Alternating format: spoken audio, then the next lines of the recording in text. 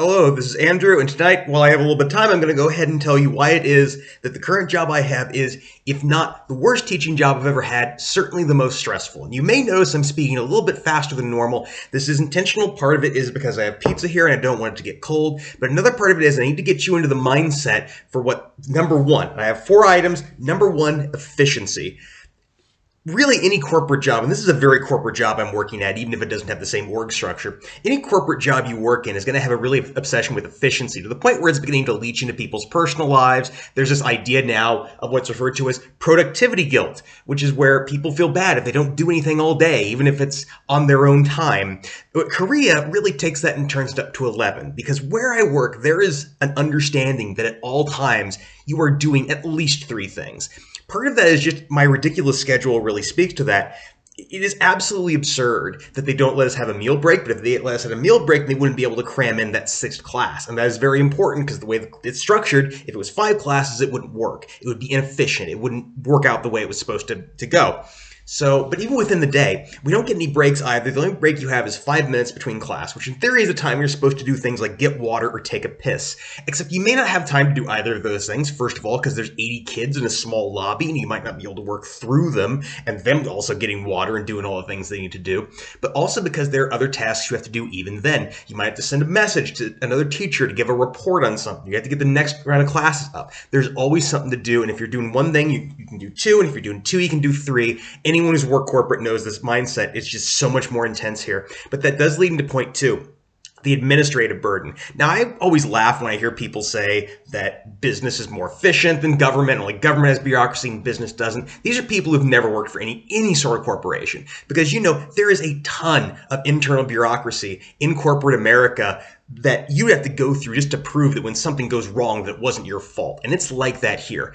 As it is, the entire last hour of my day is just set over to administrative tasks, which is to say paperwork. And it's kind of a school thing. That is actually one of the more unusual parts, though, because for the most part, where that is true, the thing about corporations not having the same bureaucracy, it's definitely true for the learning centers. Because if I'm working for an actual school, there's an issue where I'm giving a grade, and I need to be able to justify that grade. But at a learning center, at a private institution, it really is much more of results oriented. Either they learn or they don't. The last one I worked at, Web, it's a company that doesn't exist anymore, worked there for a year. That place, there was a little bit, you were talking 5, maybe 10 hours a day. Excuse me, 5 or 10 minutes a day. Sorry, you may notice that when you have to do things very quickly, you make mistakes. My point is there wasn't a lot of it. But here, a whole hour out of every day is just held over for doing this kind of work. And it is stuff like grading homework, but it's also things like just going through and ticking all the boxes. And there's a lot of redundancy. For the grades, we have to write things down on paper and put them into the system. And later on this year, we have to put it onto a computer in a different fashion.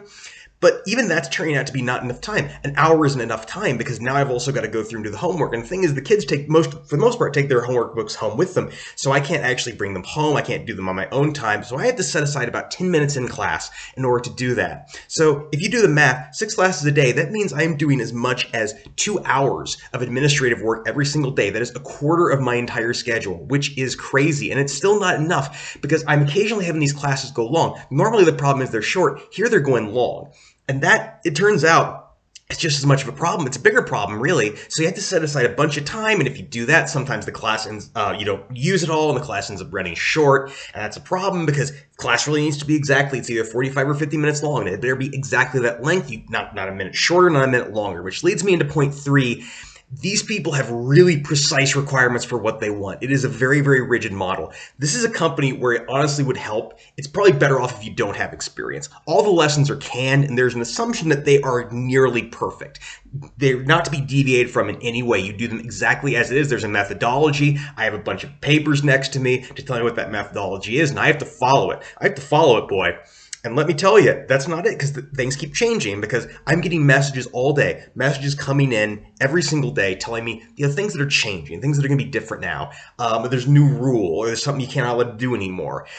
Earlier this week, one day, I got a message telling me about something from the entire staff, or at least the entire foreign staff, telling us of something we're always supposed to do every day now. I got a second one telling me about something we're never supposed to do. And then I got 2 more messages to me personally telling me about things that I was supposed to do. And honestly, 4 things in a day is too much. It's too much. And that is so many things you have to work in. Some of them are really small. Like now, for some reason, there's these like homework books they have, and we're supposed to check them. We're supposed to check them and then mark down whether they did them. Not a big deal. But the problem is now they went, oh, well, the parents say you should put a big red circle on them. And it doesn't sound like much. But again, the timing here is so tight. And having to sit down there and just do even an additional 10 or 15 seconds per book for 12 students, 2 or 3 extra minutes maybe for the larger classes, it strains it. It strains it so much, but you have to do it. You have to do it because everything has to be done exactly the way they want. Now, some of this to you, especially again if you work corporate, if you just had that kind of life, this may sound familiar to you, which leads me into point 4, because you may have been in a situation like this where you're having to organize 12 people. Maybe they're 12 coworkers. They don't really know each other. Some of them even hate each other. They all have different priorities, and you have to get them together to work on some project, or maybe it wasn't in the corporate sector. Maybe this is just in your life, having to get 12 people together, and what a nightmare that is, and what a timing hell it can be. But keep in mind, those people are presumably adults. Imagine how much more interesting that would be if they were 6th graders. And that is the issue here. We have this really tight, this really, really strictly, rigidly efficient system, and we are dealing with 12, 11, 10, 9, 8-year-olds, children. And now I'm not even going to talk about whether this hyper-efficient assembly line type of education is good for kids. It's clearly not. It's clearly not. You know, every few years, some asshole pundit says, oh, we should be more like Asia in our education system. And usually the right response, and the response everyone gives, and the response I would give, is that the schools in the United States that their kids went to were like the ones in Asia, they would pull them out. No. If the schools in the US were like this place, they would sue the school, all right? They would get their buddies in Congress on the phone trying to convince them to sign legislation, all right? But that's not even what I'm talking about. I just want to talk about the students as they affect me. And that is very much how I think of them. I'm beginning to think of these kids as an obstacle, because the issue with kids is they don't always do what you want. You have to wrangle them. You're herding cats. So they have us do this crap where we're supposed to record them doing certain things, and sometimes they just flat out won't do it. You'll have to spend 2-3 minutes trying to talk this kid into doing something, and that's 2 or 3 minutes out of my schedule, which is tight as a drum.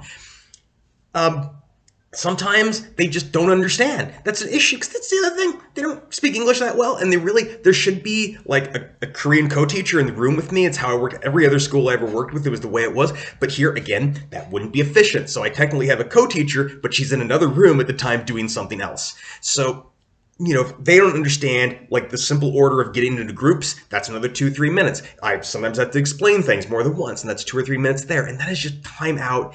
And today, one of the kids stepped on a power strip, killed power to the computer. I had to turn it back on, turn everything on, log back into everything, pull everything up. It took about 7 minutes. Now, this is at a time in class where that wasn't a big deal, but if that happened at the end of a class with another one coming in 5 minutes, that would have cut time out of my schedule. That would have been a serious problem. And that right there, but it's not even the big stuff. It's not even the big stuff like that, because even if, you know, kids, they drop things, they lose things, and even if that's just 15 seconds, if it adds up, it happens more than once. And it starts getting to the point where this doesn't feel like education to me anymore. This feels like I am just ticking boxes. I'm just ticking boxes to get out of the building. And that is the issue I'm having. And sometimes I resent these kids, because it just seems like on some days, everything they do is just trying to disrupt my perfect schedule. And I shouldn't be thinking like this. I shouldn't be thinking like this, because it's inhuman. It's human to think like that. And that is what working in a place like this does. All right, I'm going to go eat now. Subscribe.